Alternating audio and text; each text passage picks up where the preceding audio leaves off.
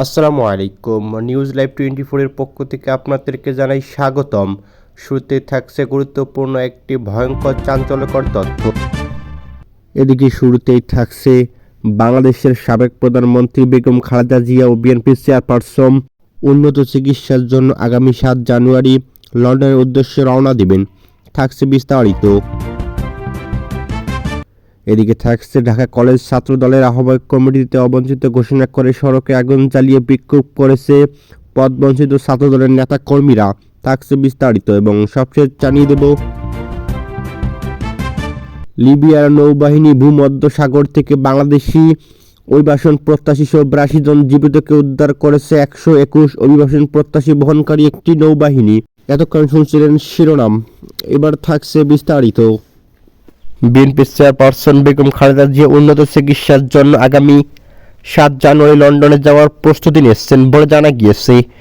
এ সময় তার সফরসঙ্গী হবেন চিকিৎসক, নার্স ও ব্যক্তিগত সহকারী 15 জনের একটি দল। এদিকে দুপুরে তথ্য জানান খালেদা জিয়ার ব্যক্তিগত সহকারী এবিএম আব্দুস সাত্তার।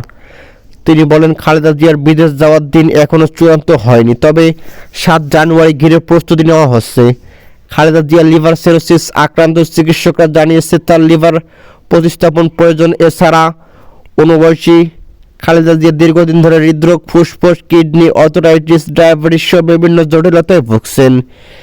এদিকে খালেদা জিয়ার ব্যক্তিগত চিকিৎসক ও বিএনপি স্থায়ী কমিটির সদস্য অধ্যাপক ডাক্তার এস.জে. জাহিদ হোসেন গত 29 অক্টোবর সাংবাদিকদের জানান, উন্নত চিকিৎসার জন্য খালেদা জিয়াকে প্রথমে long distance specialized air ambulance লন্ডনে নিয়ে যাওয়া হবে। এরপর সেখান থেকে তাকে অন্য একটি দেশে মাল্টি ডিসিপ্লিনারি মেডিকেল সেন্টারে নেওয়া হবে। সে দেশটি যুক্তরাষ্ট্র বলে জানা গিয়েছে। এদিকে দলীয়ভাবে খোঁজ নিয়ে জানা গিয়েছে, গত আগস্টের শুরুতে নবায়নকৃত machine readable passport MRP Khaleda জিয়ার কাছে হস্তান্তর করা হয়েছে। এরপর নভেম্বরে তিনি যুক্তরাষ্ট্রের ভিসার কাজ শুরু করেন। ইতিমধ্যে যুক্তরাষ্ট্র ও যুক্তরাষ্ট্র ছাড়াও সৌদি আরব ভিসার প্রয়োজন। এছাড়াও পেয়েছেন বেগম খালেদা জিয়া। চিকিৎসা শেষে দেশে ফেরার সময় সৌদি থেকে উমরা করতে পারেন তিনি বলে ধারণা করা হচ্ছে। এদিকে খালেদা জিয়ার সফরসঙ্গী হিসেবে ইতিমধ্যে অন্তত 15 জনের একটি তালিকা পররাষ্ট্র মন্ত্রণালয়ে দেওয়া হয়েছে। গত 30 অক্টোবর অন্তর্বর্তী সরকারের পররাষ্ট্র উপদেষ্টা মোহাম্মদ তৌহিদ হোসেন সাংবাদিকদের জানান, বিএনপির চেয়ারপারসন খালেদা জিয়া যুক্তরাজ্যে যাবেন এবং ওই দেশের ভিসা পাওয়ার জন্য সহায়তা দেবে পররাষ্ট্র মন্ত্রণালয়। সফরকারীদের মধ্যে বেগম জিয়ার পরিবার ও তার সহকারীরা রয়েছেন। এর আগে 2017 সালের 16 জুলাই লন্ডনে যাত্রা করে একাধিক মামলা পয়েন্ট মাথায় নিয়ে ওই বছর 28 অক্টোবর দেশে ফেরেন বেগম খালেদা জিয়া। ওই সময় তিনি যুক্তরাজ্যে ডাক্তার হেডলি রাবির চিকিৎসা গ্রহণ করেন। এদিকে 2018 সালের 8 ফেব্রুয়ারি জিয়া অরফানেজ ট্রাস্ট সংক্রান্ত দুদকের মামলায় সাজাপ্রাপ্ত হয়ে কারাগারে যান বিএনপির চেয়ারপারসন। পরে 2020 সালের মার্চে তৎকালীন আওয়ামী লীগ সরকারের নির্বাহী আদেশে শর্ত সাপেক্ষে বেগম জিয়াকে সাময়িক মুক্তি দেয় আদালত। এদিকে প্রতি 6 মাস পর পর তার সাময়িক মুক্তির মেয়াদ বাড়ানো হয়েছিল। চলতি বছরের 5 আগস্ট ক্ষমতার পট পরিবর্তন হলে পরদিন 6 আগস্ট বসুন্ধরা এভার কেয়ার হাসপাতালে চিকিৎসাধীন থাকা খালেদা জিয়া স্থায়ী মুক্তির আদেশ দেন রাষ্ট্রপতি মোহাম্মদ শাহাবুদ্দিন। এদিকে ঢাকা কলেজ ছাত্র দলের আহ্বায়ক কমিটিতে অবঞ্চিত ঘোষণা করে সড়কে আগুন জ্বালিয়ে বিক্ষোভ করেছেন পদবঞ্চিত নেতা কর্মীরা। এতে ঢাকা কলেজের মিরপুর সড়কে যান চলাচল সাময়িকভাবে বন্ধ হয়ে গিয়েছে। এদিকে বিকেল 5:30টার দিকে পদবঞ্চিত অন্তত 40 নেতাকর্মী নায়েবের গলি থেকে বিক্ষোভ মিছিল শুরু করে। মিছিলটি মিরপুর সড়ক হয়ে ঢাকা কলেজের মূল ফটকের সামনে সংক্ষিপ্ত সমাবেশের মাধ্যমে শেষ হয়েছে। এ সময় ঢাকা কলেজ ছাত্র দলের সাবেক যুগ্ম সাধারণ সম্পাদক তারেক জামিল বলেন, 1 মাস আগে ছাত্র দলের সেক্রেটারি নাসির উদ্দিন নাসিরের এলাকা সুবর্ণচর উপজেলার ছাত্রলীগের সদস্য সচিব ইয়াসিন আরাফাতকে সায়েন্স ল্যাব থেকে ধরে পুলিশ সোপর্দ করেছিলেন। এদিকে পরে সে নিজ থানা থেকে তাকে ছাড়িয়ে নিয়ে যায়। সেই ক্ষোভের কারণে আমাকেও আমার সহযোদ্ধাদের কমিটি থেকে বঞ্চিত করা হয়েছে। এদিকে ঢাকা কলেজের 70 সদস্য বিশিষ্ট যে কমিটি অনুমোদন করা হয়েছে সেখানে 3-4 জন ছাত্রলীগ আছে। এদিকে ঢাকা কলেজ ছাত্র দলের সাবেক সহসভাপতি তাজবিরুল ইসলাম বলেন, শুধু আমি এই নই, যারা রাজপথে ছিল, আন্দোলন করেছে, কারা নির্যাতিত হয়েছে তাদের এই কমিটিতে বাদ দেওয়া হয়েছে। ছাত্র দলের সভাপতি সেক্রেটারি নিজস্ব লোকদের নেতা বানানোর জন্য এবং সে কমিটিতে টিকিয়ে রাখার জন্য তাদের অনুগতদের দিয়ে কমিটি করেছে। এই কমিটি আমরা মানি না। আমরা গত 17 বছর শেখ হাসিনার বিরুদ্ধে আন্দোলন করেছি। সেই আন্দোলনে আমরা আমাদের জীবনের সবকিছু দিয়ে আন্দোলন করেছি, মৃত্যুর মুখ থেকে ফিরে এসেছি। আমরা এই অবৈধ কমিটির তীব্র নিন্দা ও প্রতিবাদ জানাচ্ছি। তিনি আরো বলেন, রাকিব নাসিরের প্রতি বিনয়ের সঙ্গে বলতে চাই, ঢাকা কলেজ ছাত্র দলের যারা বিগত সময়ে আন্দোলন সংগ্রাম করেছেন তাদের দিয়ে অচিরেই কমিটিতে দিন। ঢাকা কলেজ ছাত্র দলকে মূল্যায়ন করুন, আর তা না যদি হয় তাহলে আমাদের সঙ্গে এই ধরনের বৈষম্য মেনে নেবে না।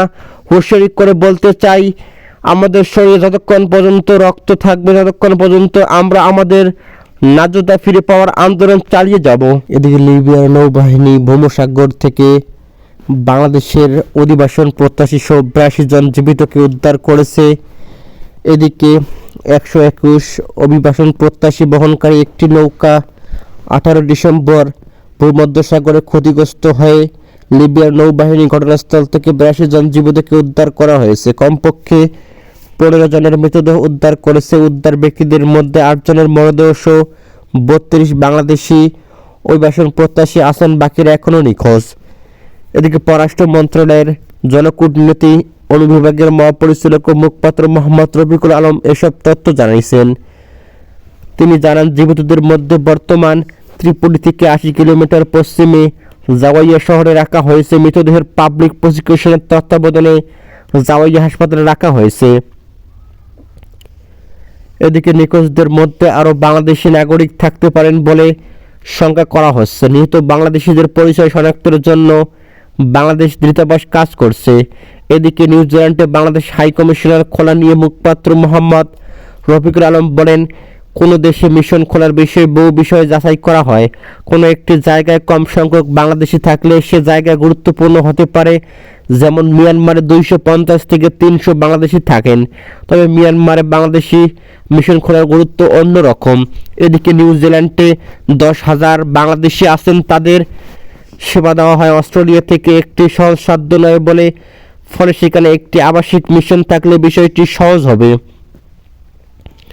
এদিকে তিনি আরও জানান, নিউজিল্যান্ড বাংলাদেশ মিশন খোলা ছাড়াও বাংলাদেশের কূটনৈতিক উপস্থিতি বাড়াতে আগামী 5 বছরের মধ্যে আয়ারল্যান্ড, নরওয়ে, আর্জেন্টিনা, কম্বোডিয়া, আফ্রিকার অন্তত 10টি পূর্ণাঙ্গ বাংলাদেশ মিশন এবং চীন, ব্রাজিল, জার্মানি, মালয়েশিয়া সহ বিভিন্ন দেশে আরও 10টি সাবমিশন স্থাপন করতে পররাষ্ট্র মন্ত্রণালয় কাজ করেছে। এদিকে বাংলাদেশ জাপানের চুক্তি নিয়ে পররাষ্ট্র মন্ত্রণালয় এই মুখপাত্র বলেন, গত 18 থেকে 20 ডিসেম্বর জাপানে বাংলাদেশ ও জাপানের ভিতর অর্থনৈতিক অংশীদারত্ব চুক্তি বিষয়ে 3য় দফা আলোচনা হয়েছে। এদিকে আলোচনায় বাংলাদেশের বাণিজ্য মন্ত্রণালয় নেতৃত্ব দিয়েছে। এবছর এরই মধ্যে আরও 2 দফা আলোচনা হয়েছে। তিনি আরও বলেন, সফলভাবে আলোচনা সম্পন্ন হলে এটি হবে কোন দেশের সঙ্গে বাংলাদেশের প্রথম মুক্ত বাণিজ্য চুক্তি। আলোচনার 4র্থ দফা আগামী ফেব্রুয়ারিতে ঢাকায় এবং 5ম দফা টোকিওতে আগামী এপ্রিলে হওয়ার কথা জানিয়েছেন।